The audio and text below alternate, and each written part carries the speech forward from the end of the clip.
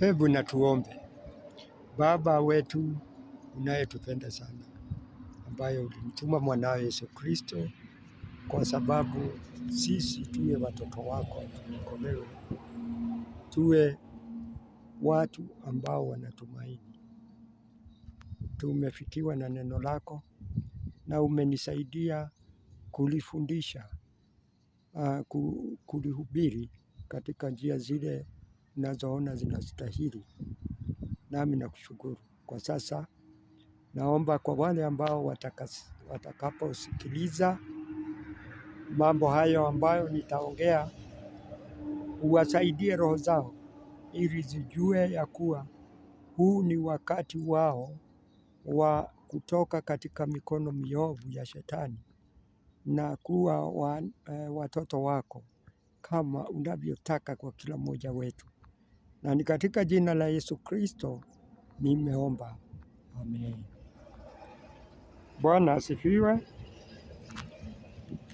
Na shukuru Mungu kwa wakati huu nimepewa niwape neno ambalo linapatikana katika Warumi 8 mstari wa kwanza hadi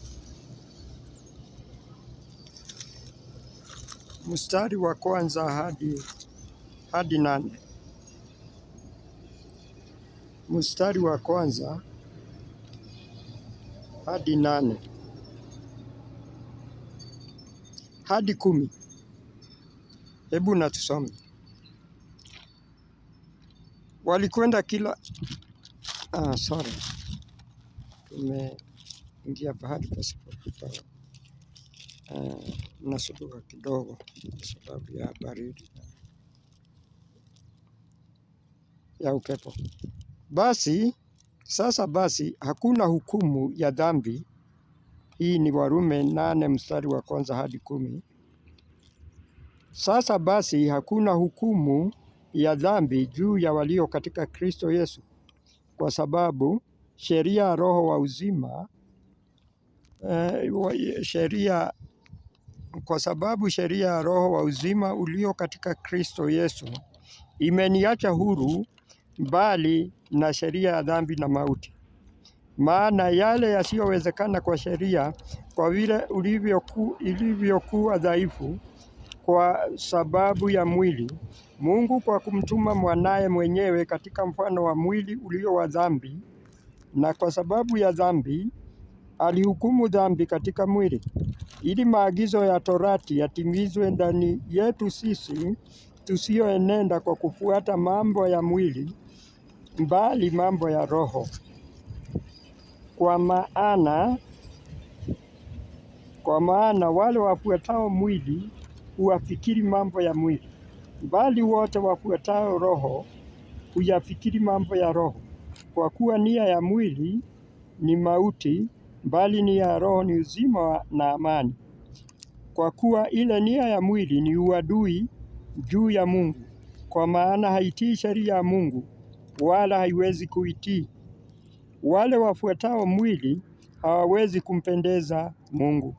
Lakini ikiwa Roho wa Mungu anakaa ndani yenu, ninyi hamfuati mwili, mbali mwaifuata Roho.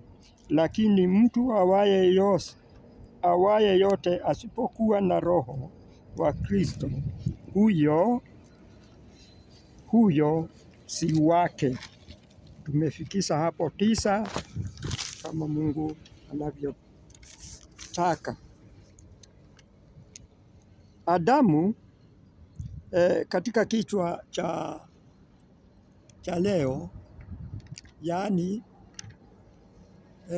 neno la leo, habari za leo ni kuhusu, ina kichwa cha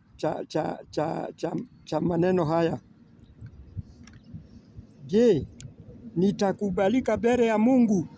Sote tunajua kuna wakati wengine wetu watakubalika na wengine watakataliwa. Kama mwanadamu mkamilifu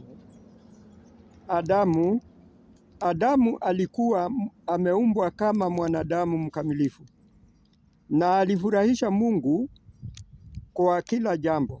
Hata inasemekana Mungu alimtembelea na kuongea naye uso kwa uso. Lakini Shetani hakufurahishwa na upendo huu kati ya Mungu na binadamu. Akapatwa na hasira na wivu. Lakini huu wivu sio kama ule wa Mungu. Wajua Mungu anatutakia mambo mema, na anapoona tunaenenda katika njia ovu anasikia wivu. Lakini wivu huu wa Shetani ni kama ule wa Kaini ambaye dhabihu yake haikukubalika, akamuua nduguye. Naye Shetani akafanya hila, akamkosesha Adamu na Mungu, na wengi tunajua habari hizo. Na hata sasa anaendelea kukoshanisha bwana na bibi, ndugu na ndugu, na hata Wakristo kwa Wakristo, na jamii na ingine, na taifa na lingine. Lakini ni jambo la ukweli ya kuwa tuko na asili ya Mungu iliyoharibiwa. Asili yetu kama ile ya Mungu ina uungu ndani yake. Ndiposa tuna serikali na koti ili itoe adhabu kwa uvunjaji wa sheria. Lakini ole wetu, asilia yetu halisi ilidhuriwa vibaya wakati Adamu alipoasi Mungu. Aliondokwa na uwezo wa kumtii Mungu wetu. Ole wetu wanadamu.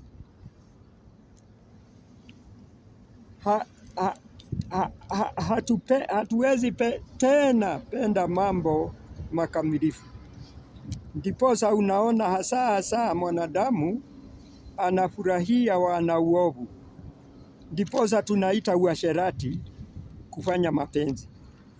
Kwa sisi hapa Kenya tunaita hongo chai.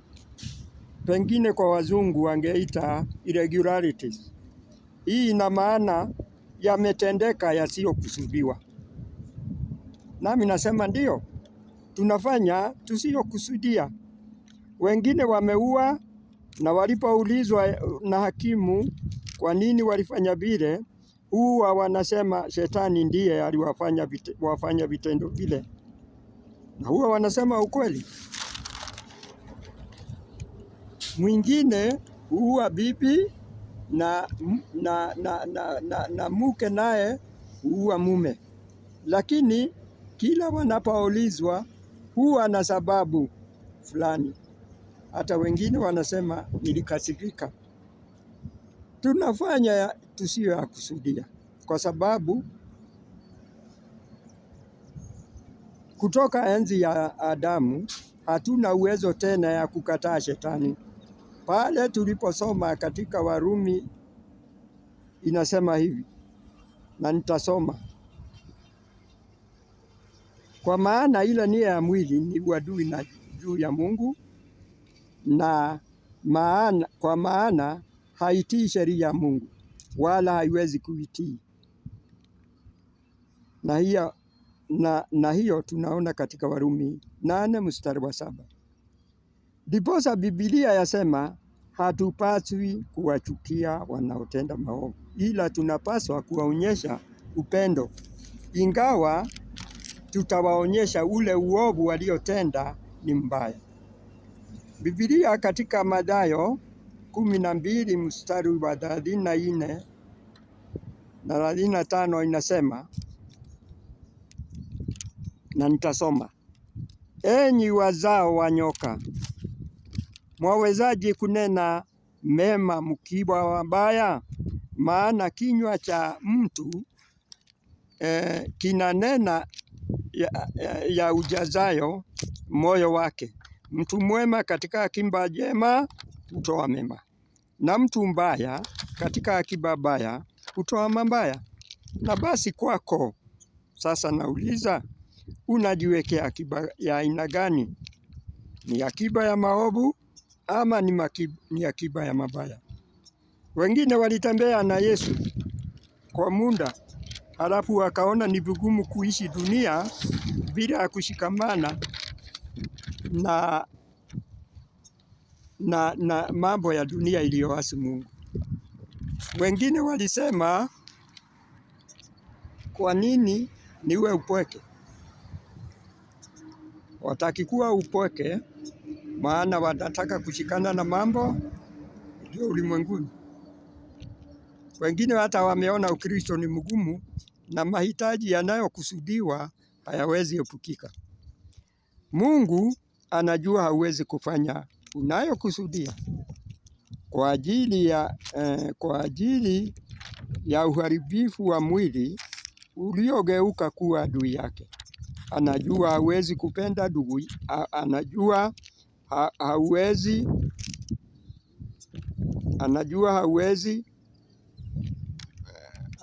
anajua hauwezi kupenda yeye Mungu kwa moyo wako wote na nguvu zako zote, na tena anajua hauwezi kupenda hata jirani yako kama unavyojipenda wewe mwenyewe, na unastahili kuishi vile.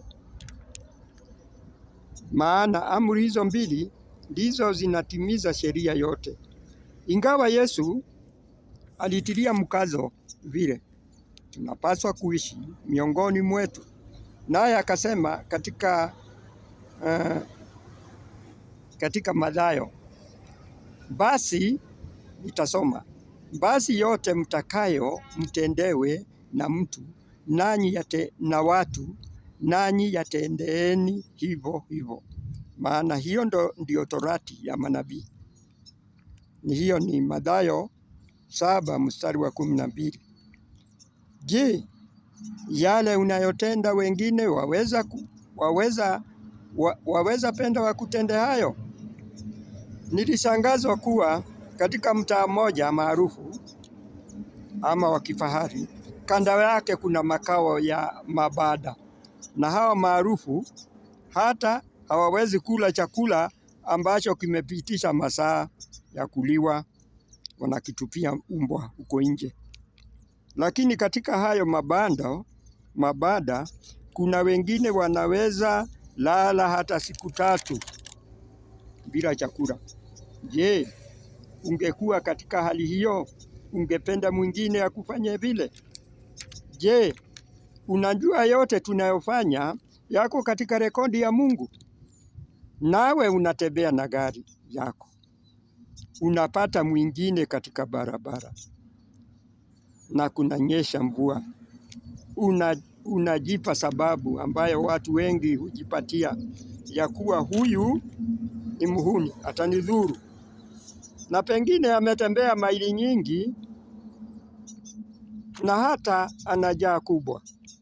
Wakati mwingine nilikuta kijana amevamiwa na wezi.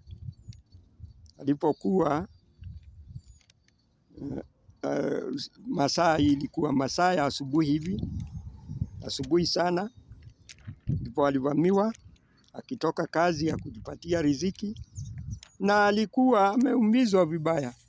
Lakini pale mbele palikuwa na watu wengi wakiendesha shughuli zao za kila siku, nao wakisemezana wenyewe, yule amekula yake, wacha analale, pengine ataamuka. Hivyo ni kusema amekula yake, ni kusema amelewa pombe. Na kama hatungemsaidia na mwingine tukampeleka hospitali, angekufa. Je, ungependa wewe wengine wakufanyia vile ukiwa katika hali hiyo?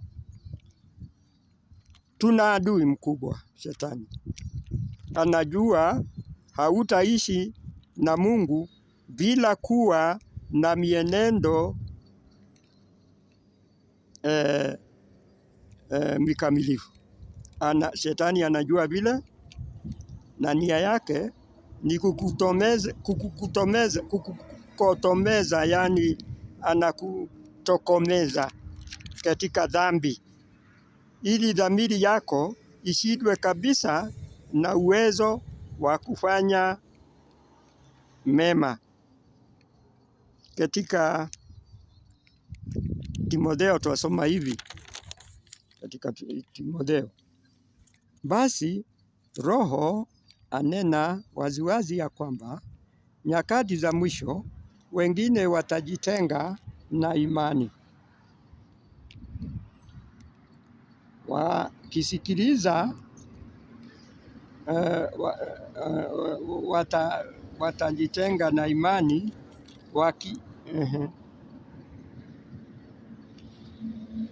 wakisikiliza roho zidanganyazo na mafundisho ya mashetani, kwa unafiki watu wasemao uongo, wakichomwa moto dhamiri zao wenyewe.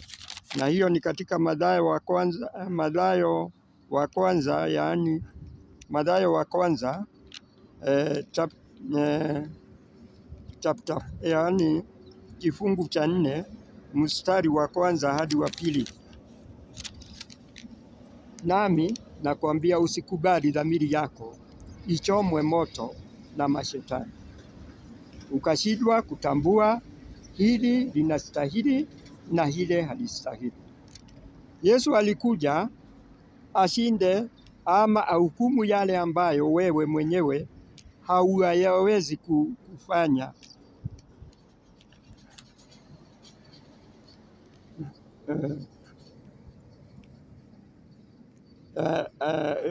Na hayo tunasoma katika Warumi 8 mstari wa 2 hadi 3. Mtu anaweza soma hayo katika pahali tulipoanzia. Yesu hakutoka mbinguni kuja dunia kwa jambo dogo vile tunafikiria. Alikuja kuwezeshe kuishi Ukristo. Ukristo ni wa Kristo. Ikiwa tutamweka kando Kristo ili tuishi Ukristo kama ilivyo nyakati hizi, basi huo Ukristo si wa Kristo, ni Ukristo wetu.